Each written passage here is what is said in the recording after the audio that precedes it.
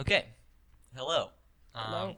I'm here with Kitty Epstein, longtime Oakland educator, activist, writer, radio host, Bay Area more broadly. Is that right? That's right. We're here to talk about some of your work um, in activism and education and maybe some current issues. Sure. Um, yeah, so tell me about how you got started as an activist.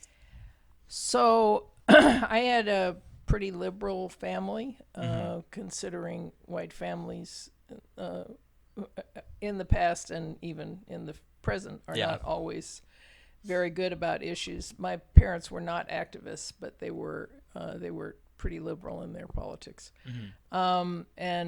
But the main part of my activism started when I went to San Francisco State, which had a very major important strike in 1968. Yeah. And this is the strike that actually won ethnic studies for and more open admissions for black and brown students Mm-hmm. for the entire country.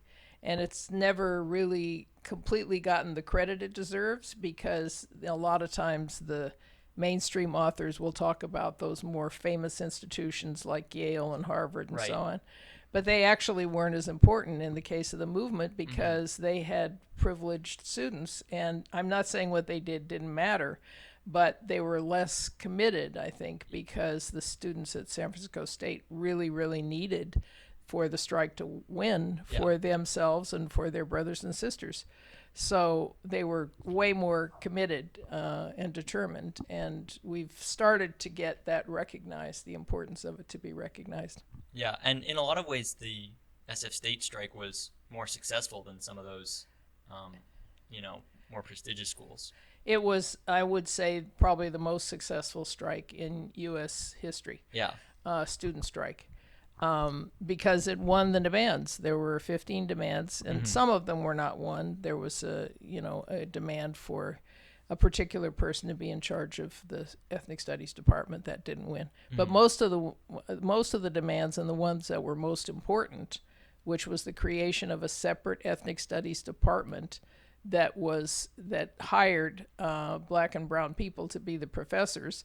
That was one, and the admission of black and brown students who had previously not been able to get into the four-year colleges. They all got shuttled off to the community colleges, Yeah. and that was one. So the year after the strike, a couple years after the strike, the largest graduating class of black students ever in the history of San Francisco State happened. So it was very, very successful. Yeah. And I'll say more recently at SF State, the encampment for Palestine was one of the most successful in the country just a year ago at getting the administration to divest and things like that, which there were a lot of encampments in a lot of schools that um, got much less done than SF State. Been a continuing presence of activists at San Francisco State, and it also has incorporated a whole department of Arab studies with some faculty who are very committed.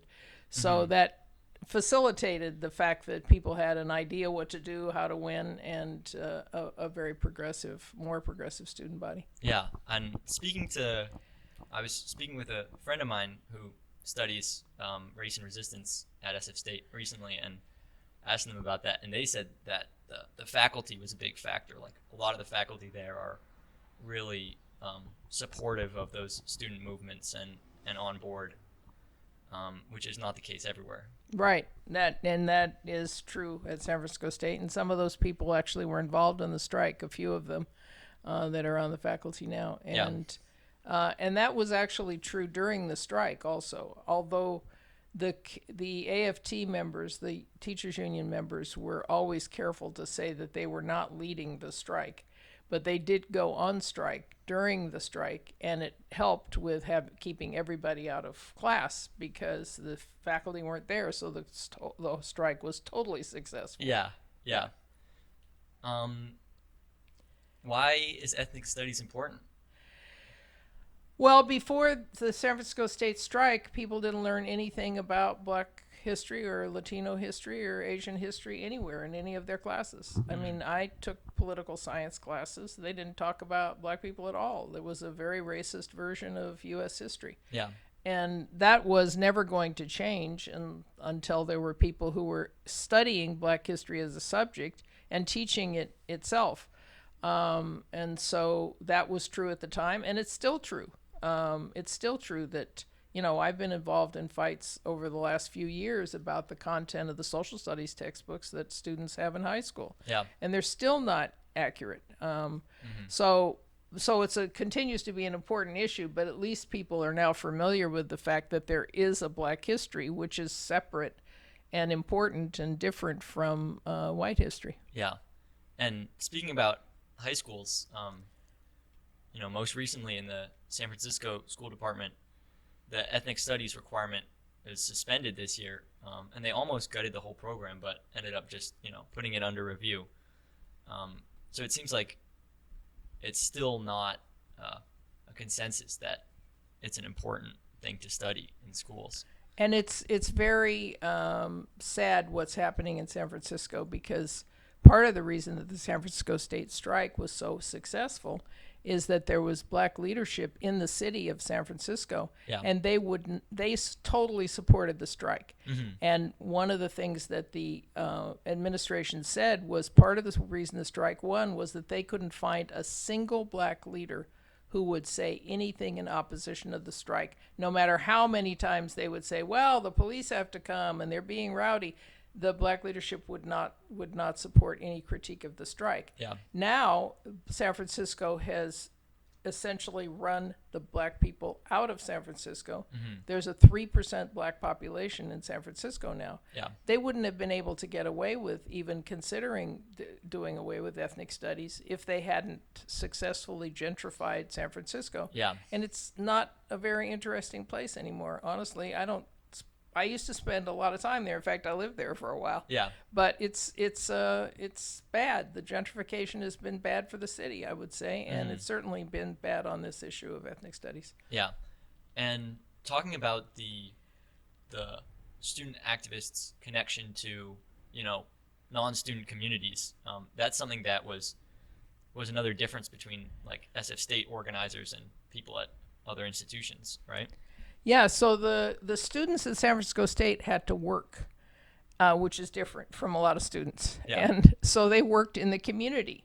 So one of the leaders of the San Francisco State strike did childcare work down in the community. And so he knew all those parents. Yeah. So people had to work, and they brought their work relationships into the strike. And some of the people had long-term work relationships, like Danny Glover, who's the actor. Yeah. He was in the San Francisco State strike. His parents were postal workers. Yeah. And so he'd learned a lot about unions and stuff because he worked with his parents and helped them. And then he got involved in the strike just as a regular guy, and he wasn't an actor. In fact, the first time the strikers said, we're going to do a play and you're going to be in it, he said, no, I'm not. I don't know anything about this. Yeah. And they said, yes, you are, because that's your duty for this. So he agreed because he didn't have a choice. I mean, they had a lot of, okay, you're going to do what's needed. So he got on the stage and started acting, and that was the beginning of his acting career. Yeah. So there was a whole very strong relationship with the San Francisco community. Yeah. Wow. And he wrote a pretty glowing review of one of your books recently. Yes, he did. He's a wonderful guy. He's continued to be one of the most dedicated activists, and he makes a big difference. The stuff he says. Pretty amazing. Other work of yours with the San Francisco Teachers Union, while we're talking about San Francisco and education, tell me what you did there.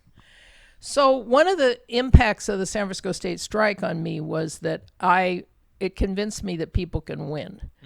And that has had a lifelong effect on my adult life. I've never stopped being an activist. And I would say one of the reasons is that, unlike a lot of people with different experiences in activism, I saw that where people stuck together and worked for the right issues, that it could win.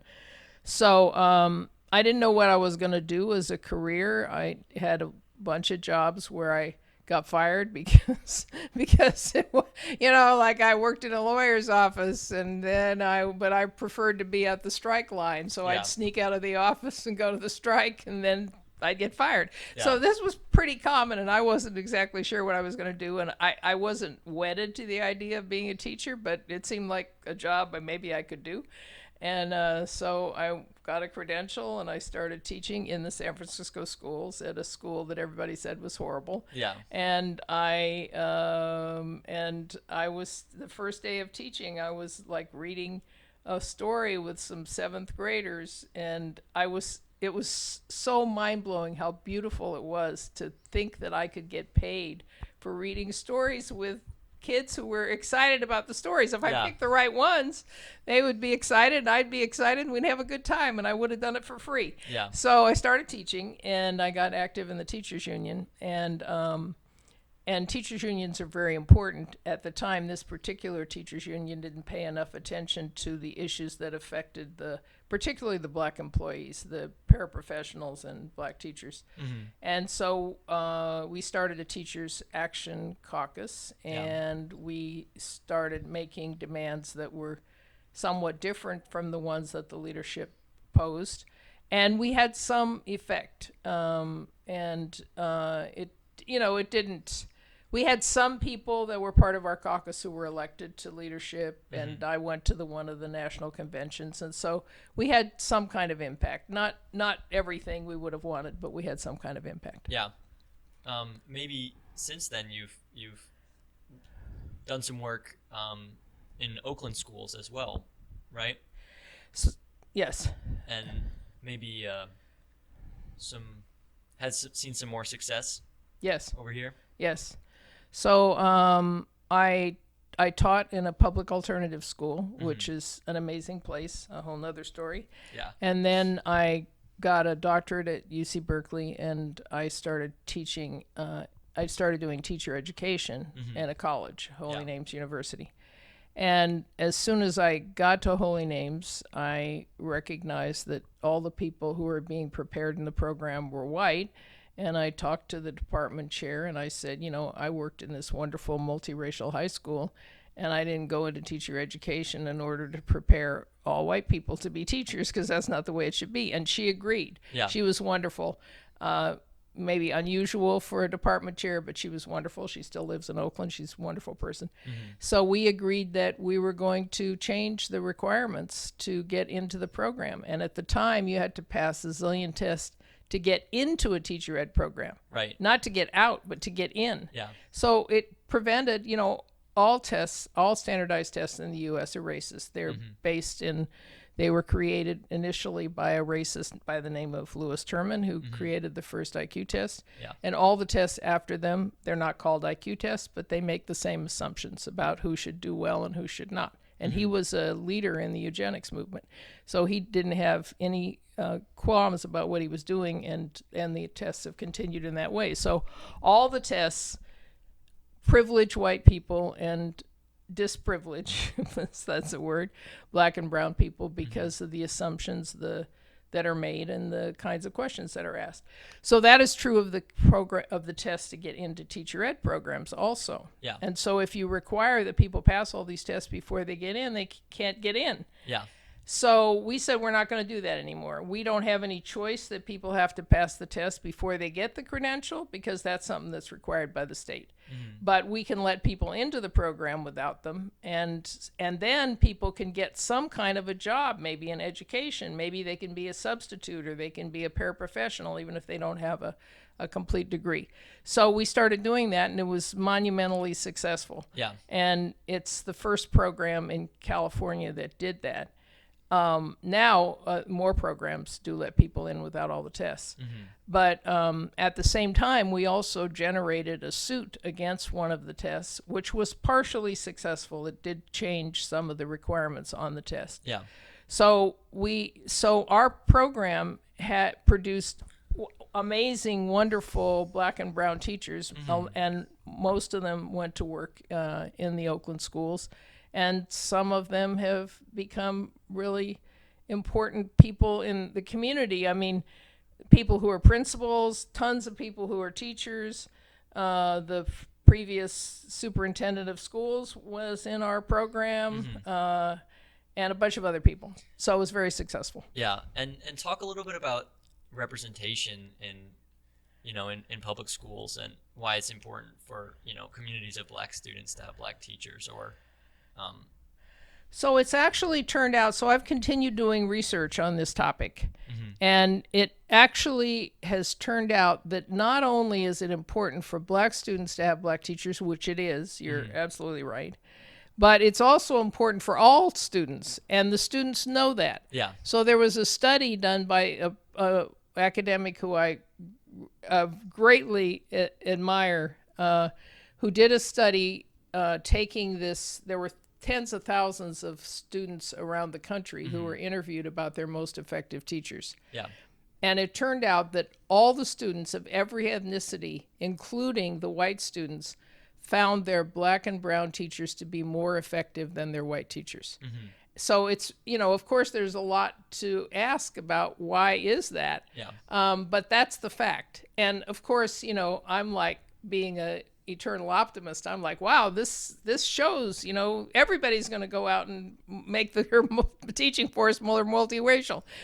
People are doing a little bit of it, but it's not as widespread as one would want. And that speaks to the systemic nature of racism in the U.S. It's not an individual thing. It's not people's thoughts. It's systemic. Yeah.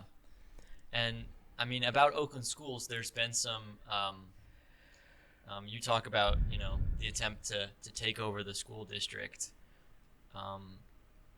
Say a little on that. So that was another huge fight, and again, influenced by the fact that I did think people could win. Yeah. So the white progressives in Oakland, as soon as African Americans became a majority on the school board, which was appropriate because they were actually at that time a majority of the students. Right. Some white progressives started trying to take over the school district and have the state run the school district. Yeah.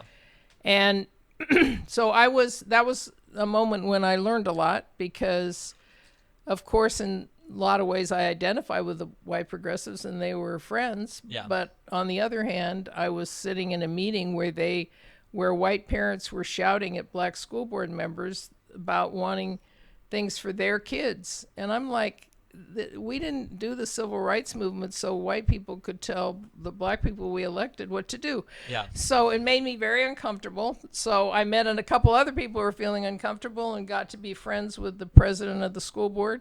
And so we helped to keep the district from being taken over. And that lasted for about 10 years that the state could not take over, and because of the work of primarily of this particular school board member, but we helped a lot. And so they found the money and they needed another way. That's a whole long story. Yeah. But it made a lot of difference. They were able to make some changes in the district that were important during that 10 years that they kept control of the district and it wasn't taken over. And this, the racism of white progressives is something that you talk about a lot. Yeah. Tell me about your perspective on that. So, first of all, it's important to recognize that racism in the United States is material. It's systemic. It's not primarily attitudes. And there's a 10-to-1 racial wealth gap and has been for decades. Yeah. So what that means, if people really think about it, is that for every $100 that the median white family, we're not talking about billionaires now. This is the median white family. For every $100 they have in the bank, a black family will have $10. Yeah. That makes a huge amount of difference in how much flexibility you have in life, in where you can live and whether you can travel and where you can send your kids, whether you have a car. I mean, it makes every kind of difference. And that's the important aspect of racism. So, but I think a lot of white progressives don't acknowledge that enough and kind of feel that their opinions are the good opinions and it's only opinions that count. Right. But it isn't only opinions that count. It's also material reality and how you analyze things based on that material reality. So it's difficult to, break with people who are essentially being racist if they're not right-wing Republicans. You have a lot of people who are like, I'm a good person, I'm against racism, I voted for this person, the right person. Right. Yeah, but if you don't get it that you have to pay attention to what black people are saying about the situation, then you're not really being anti-racist. And so that's a fight in a lot of situations. And I think, if white people want to really be progressive, they need to step up to the fight and say that. And, not that every black leader is right. That's clearly not the case. There are a lot of, there's a variety of people who are good and bad on all kinds of issues. Right. But we do need to pay attention to the fact that there's a material difference, and that material difference is going to make a difference in how people see things and what they want to be done in the society. Yeah, and back to the SF State strike, that was something unique about it was the leadership of the Black Student Union and the Central Committee. Say a little about that. So they had a really, in my opinion, perfect analysis and action on that issue. So their position was that the strike was going to be led by the Black Student Union and the Third World Liberation Front, which joined them pretty shortly after the strike. So Right. that was Asian and Latino people. But they were going to lead the strike. But they didn't act like all the white people were irrelevant. They said, we need all the white students to be involved. So they gave a lot of credit to the white students who did get involved and stayed out of class. And we had the opportunity to learn a lot because we listened and watched what was going on, and we could see both the racism of the system and also the really powerful analysis and impact that the black and brown students were having on the campus. Yeah. So it was a huge lesson, and I think they handled it perfectly, and it's a model for other, So white progressives need to not get offended when black people say we have our own organizations and we're going to figure things out and we'd love to have your support. Yeah. In some cases, we can work together and make decisions together. In other cases, we're going to make the decisions ourselves, but we'd like you to support us. Yeah. And we should be happy to have the opportunity to support. Yeah. And what do you think the role is of white people in those sort of liberation movements? Well, if we get to the point where we're actually useful, we can play a good role. But, it takes a lot of watching and listening and thinking and acting before you can be actually useful. And, people will let you know if you're being useful or not. And if you're willing to listen, people will say, don't do that, that's not helpful. Or please do this other thing over here. So we need to be willing to pay attention, and and also to recognize if it's a valid and valuable movement, that we should pay attention to what people are telling us we should do. Certainly, yeah. Let's talk a little bit about Oakland local politics. This is something that you're very involved in and have been for a long time. Yeah. You got started on the Ron Dellums campaign, is that right? Yeah, so I was on the Ron Dellums had a committee that made recommendations about who he should support for local offices. Yeah. And so I was invited to be on that committee, and then within a year or two I became the chair of that committee. And so we interviewed everybody who was he had the experience where he was criticized for an endorsement that he made. Right. And he said, I'm not doing this anymore. I want a community committee who's going to recommend. Of course, he made the final decision, but so we had a committee, and people who were running for city council or mayor or representative, they would come before this committee and explain what their positions were and what they were going to do, and the committee would ask them a lot of questions.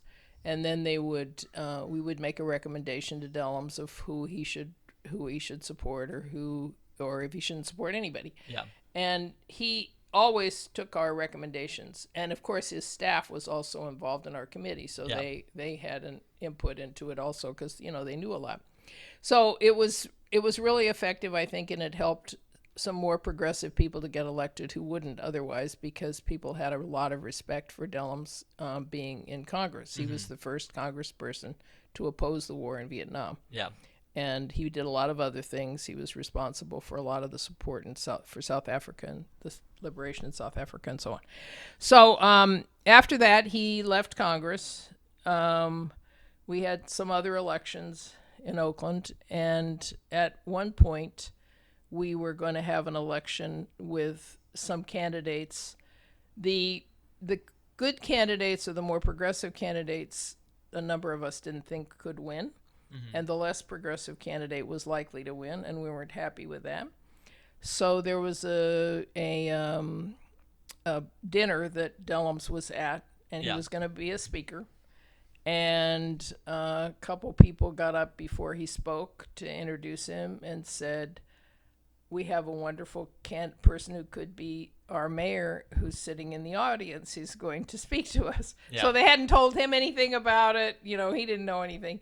But when he got up on the stage to make his speech, he didn't say no. He didn't say yes, but he didn't say no either. So we started thinking, wow, maybe this is an opportunity. Yeah. So we started a petition, which I did a lot on starting the petition. Right. And we petitioned for him to run for mayor. And there was a long process of begging him, basically.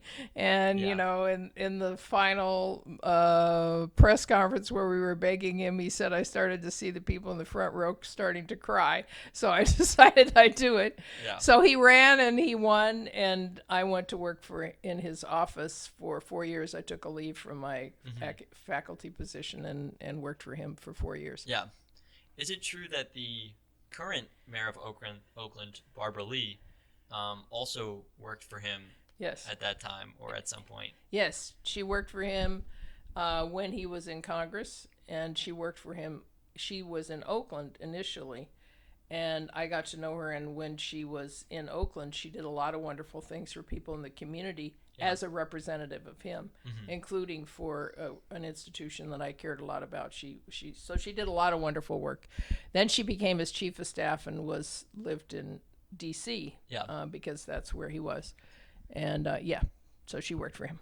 I think for a lot of people my age, it's really easy to get fixated on national politics. Tell me why local politics matters. Well, I'll say first why it matters to me, and then I'll say why it matters more generally. It matters to me because it's something I can do something about. Yeah. And I'm not trying to run for office myself. Right. And I have a career I like and I think is useful. So I've worked hard in Oakland politics because I can do something, and sometimes it's effective. But for the country, to the extent that Americans have any control over anything, which is, sometimes questionable. Right. A lot of us wonder if we do have any. A lot of it comes out of the local environment and the people that we elect and the struggles that we get involved in. So, for example, we have probably the most progressive union in the United States, in the International Longshore Union. Yeah. Because this is a union that was started on the basis of it's a long story, but they had a strike, and one of the leaders promised that they would, if black workers wouldn't cross their picket lines, that they would be invited to join the union when the strike was over, because it had been an all-white union too, and so they were, and so now it's a hugely African-American union, and it takes all these positions of refusing to load stuff for South Africa first, and now sometimes for Israel. Right. So it has an international impact. Yeah. And its militants has an impact on us too. and it has an international impact as far as solidarity with the rest of the port workers. I mean, if all the port workers in the world went on strike together, Yeah. that would be that. I mean, Yeah.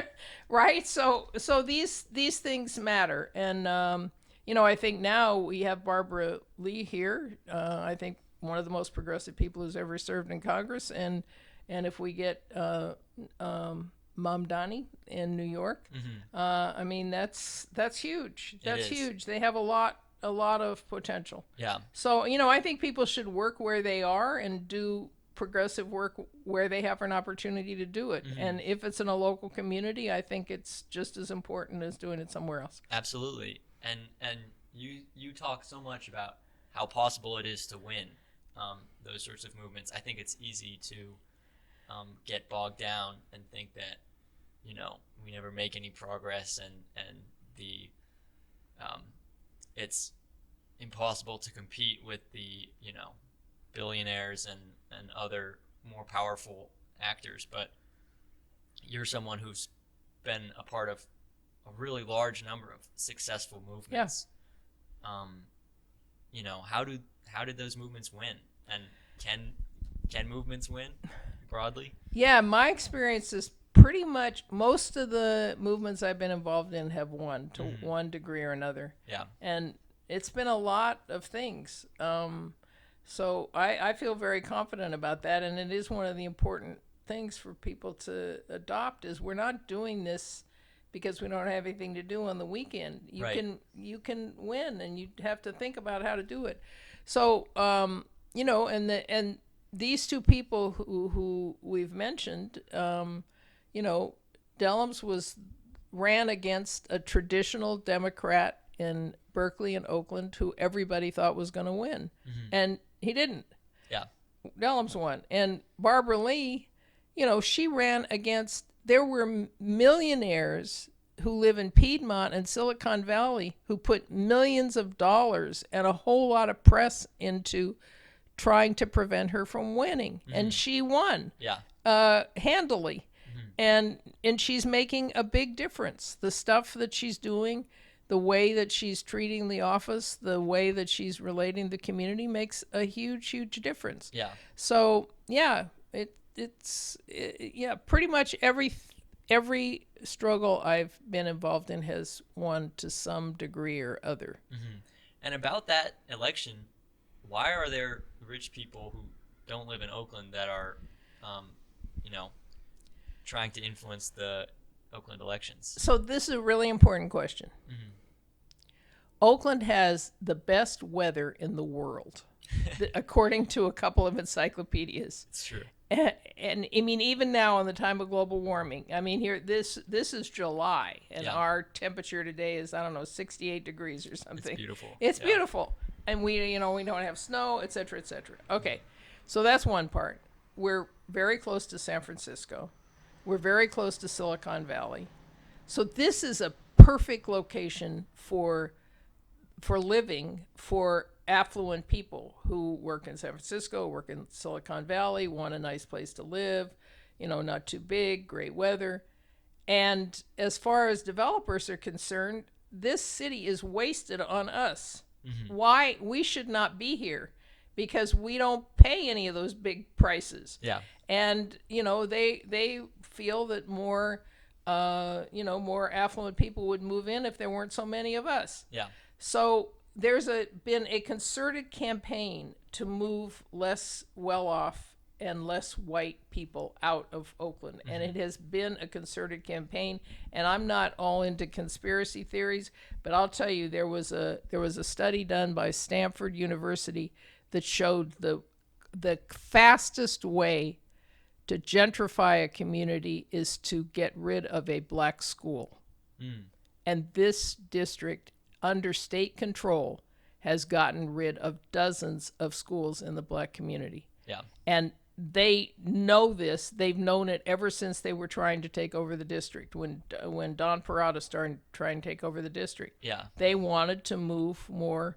They were they're in cahoots with the developers, really. I mean, that is who their base is, the people who give them money. Yeah. And they wanted to take over the district so that they could make it a place that was more appealing to the whiter and more affluent people that they wanted to move in. So, yeah. And this is something that, you were talking about how much we've already seen this in San Francisco. Yeah. There's very few, working communities in San Francisco compared to 50 years ago or even, 15 years ago. Do you think that's something that is coming to Oakland, and if so, is that, what can we do about it?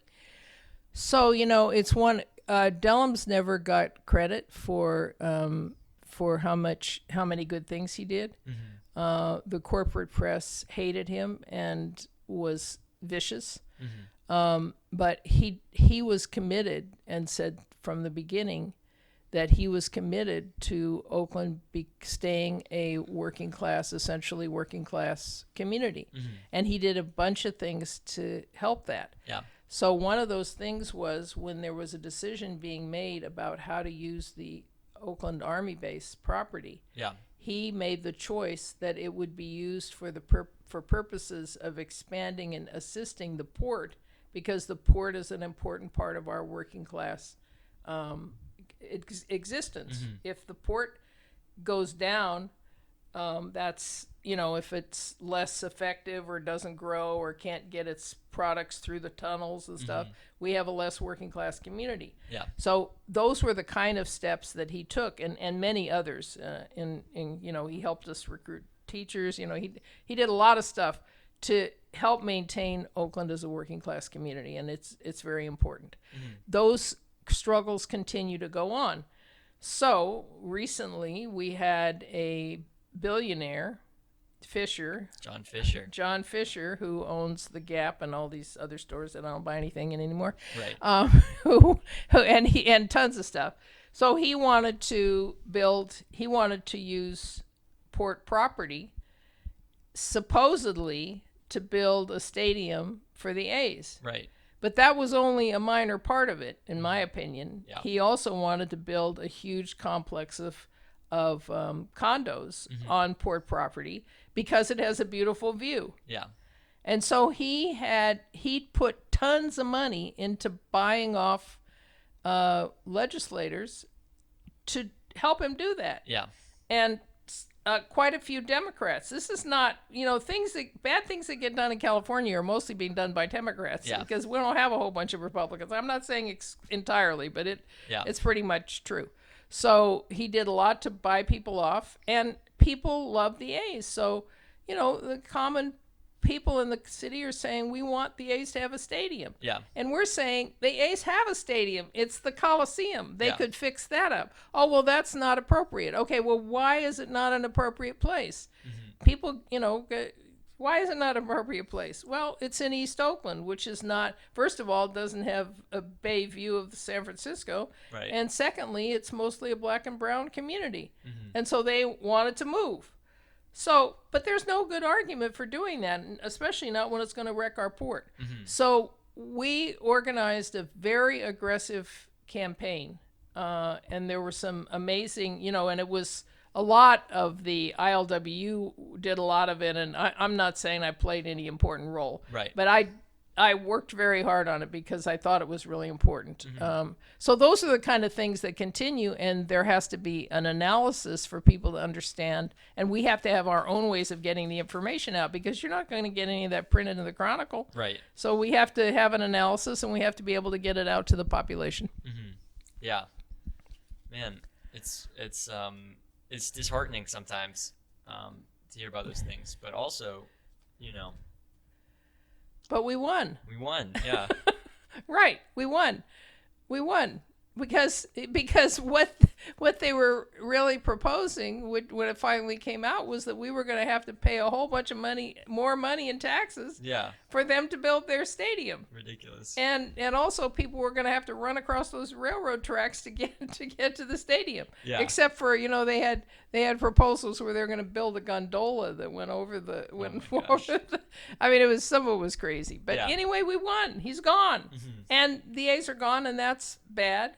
But we also are getting some other teams, right? We have soccer teams and Oh yeah. women's soccer team, and So I'm sorry. I know people feel bad about losing the A's, but he was horrible the whole time. And they Yeah. weren't winning because he was horrible to the team too, Yeah. not just to us. Yeah.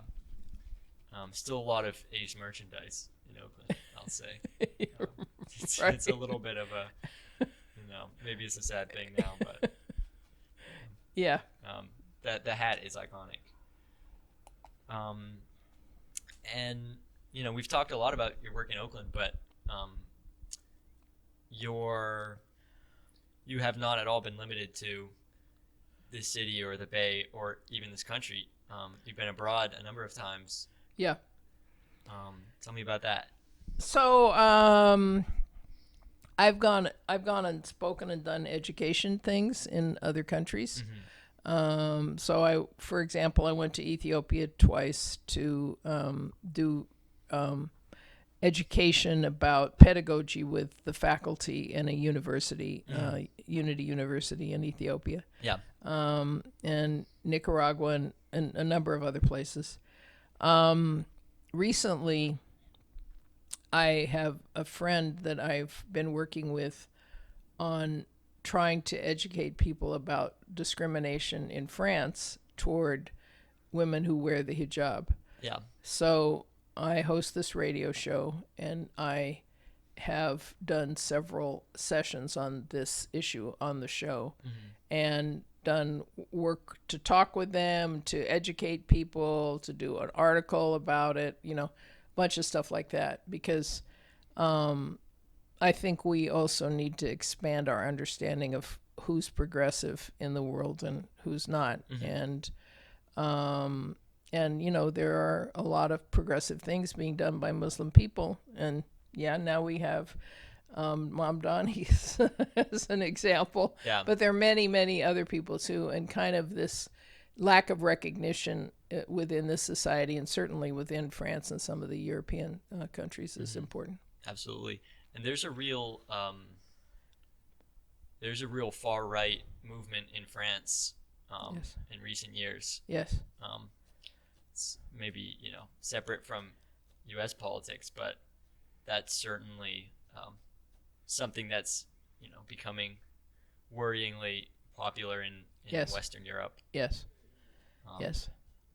It's very bad in France. And it has a long history which is rooted in colonialism. I mean, France ran Algeria and a bunch of other countries, and they thought the white French thought Algeria belonged to them. Yeah. And when they had to leave, they were very, very angry, and they've stayed angry, and they live in France, and they spearhead a lot of the Islamophobia, and it's bad, and it's getting worse. It really is getting worse. I mean, there's all kinds of ways now that they're taking over people's financial accounts with no court case or anything. There've been a couple cases in the last couple of months where they've just taken over somebody's financial account because they thought they might be a problem.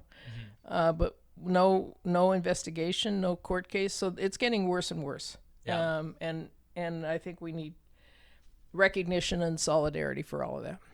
And even in the U.S., I mean, especially, we were talking about the election of Zoran Mamdani, but there's been some really blatant,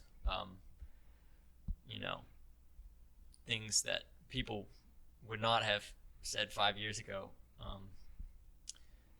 about Islam in the U.S. And yes. But one of the things that makes me, that's encouraging to me, is the extent to which the younger generation has taken up the issue of Palestine and been very brave in fighting about that issue. I think it's a horrifying thing about humanity that we have allowed what's happening in Gaza to happen. Right. But it's encouraging about the young resistance movement and how brave people have been in taking it up and taking, all kinds of very undeserved punishment. So yeah, it's a good thing. Yeah, and that's something. I mean, if you want to talk about local politics affecting global issues, we've seen Oakland is a pretty progressive city and has been for decades. The city council has put out Yes. statements, in opposition to the Vietnam War, advocating for a ceasefire in Gaza, all these things. That's largely because of um, the local protests and Yes. things like that. Yes. Very much. And that's not true in every city, not at all. Um, if you saw the mayoral debates in New York City, I mean, the moderators asked like, "What's the first country you're gonna visit when you get Right. elected as mayor?" And every single one, Israel, Israel, And Mamdani said, "I'm gonna stay in New York. I want to focus on New Yorkers." And they really, doubled down on him about it. They were like, "What about you're not gonna go to Israel?" It was crazy to see. It's shocking. I mean, why that would even be a question? I mean, why do you ask the person who's running for mayor what country they're going to go to? Right? I mean, it's such a setup. That was amazing. Yeah, yeah. Um, but and I mean that's um, reflecting their base, the Yes. New Yorkers. So even if even if you can't always win the national election, or if the government of your whole country is does not have the geopolitical stances that you would like it to, there's certainly work to be done locally, and that stuff matters. Yeah, it does. Um, Speaking of work to be done locally, what advice do you have for young people or people of any age who are upset with what they see happening in the world and want to change something? So, I think the movement around Palestine is important. Mm-hmm. And so I think people getting involved in that it's kind of stepping up to the worst atrocity humanity has had for a very long time. Mm-hmm. And I think as far as young people in Oakland, there's a lot of opportunity right now to be involved because Barbara Lee is really serious about the involvement of young people and of the community. And there are a lot of opportunities to, things to go to, things to volunteer for. So I think this is a good moment for people, approaching involvement of this in the city at a time when it has a really really good leader who's into that, interested in that. Yeah. So, and I'm sure for many people they worry about how activism might fit into their life, into their career or just their day to day. Talk about in your life, how you've made that work and what that's been like. um, so I've I I pretty much have always said what I think and been involved in what I thought was right, Mm-hmm. and um, and it's worked out okay. Mm-hmm. So I would encourage people not to be too scared. And also, I don't want to, this isn't about career advice, but, education is a really good field Mm-hmm. if you are an activist and you still need to make a living and you can't just do your activism for free. Yeah. Because their classrooms are sites of struggle. Mm-hmm. And there's no way the system can really stop that. The fact that a teacher goes in the classroom and closes their door is real, and capitalism created schools to get kids off the street. They didn't do it primarily because they were worried about everyone having a wonderful education. They're always going to need to do that. People are worried about AI and all this stuff. AI is not going to keep a kid sitting down anywhere. Somebody is going to be looking out for those kids, and that's going to be teachers of some sort. So it is a great place to be if you want to be an activist, because you can earn a living. The sum of what you do as a teacher can be useful in an activist sense in the way you treat the kids and how you relate to the parents and what curriculum you teach. And so if you have to make a living, it's a good it's a good spot, I think. And there's a real intersection there too, like between that work. And I'm sure for you, having taught all the way, college students down to what, elementary school. Middle school, yeah. That's real work, that has a big effect. Yeah, I mean, there's a zillion people in Oakland. It's like every time I go someplace with somebody, we run into somebody I taught something. Yeah. Either in the teacher ed program or college or elementary or high school or something. Mm-hmm. So you do have a big impact. And I guess in regard to the concern about whether you can work and be open about what you think, I think education is one of the fields where you can do that more, and where you can think thoughtfully about where you're going to locate yourself so you have that opportunity. Right.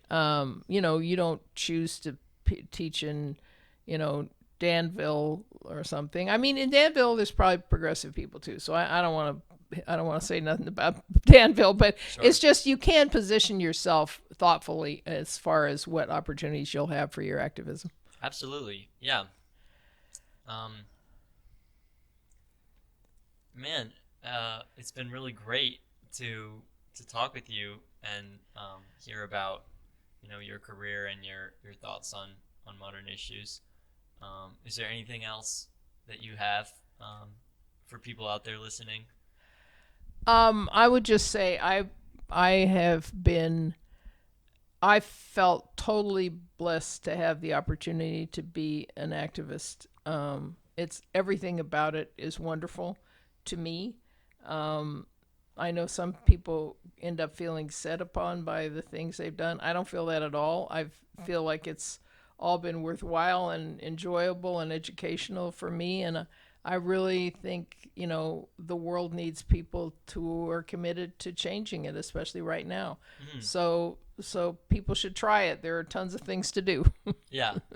And where can people hear more from you online? You host a radio show? Yeah.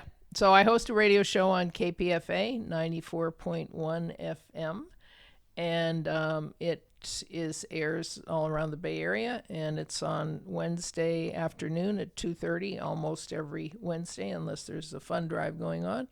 And also it's turned into a podcast also, so you can hear it as the podcast also. Or you can listen to it online. It streams online all the time too. Yeah, that's Education Today. Yeah, it's Education Today, and we talk about a lot of these issues and a lot of education issues, but also I talk about other issues too, because I have a pretty fair amount of freedom to talk. So yeah. And you also have a beautiful and up-to-date website. Right. KittyKellyEpstein.com. Yes, I have a beautiful and up-to-date website, which you have helped me to have. Yes. Thank you very much. Of course. I'm happy to help. And it's really nice talking to you because you're interested in activism and all these issues, so it's fun to talk to you. Of course. Okay. Thank you. Bye-bye. Bye-bye. Boom. Awesome. I was watching the time a little bit. I could only sort of see it. I was going for an hour, and it looks like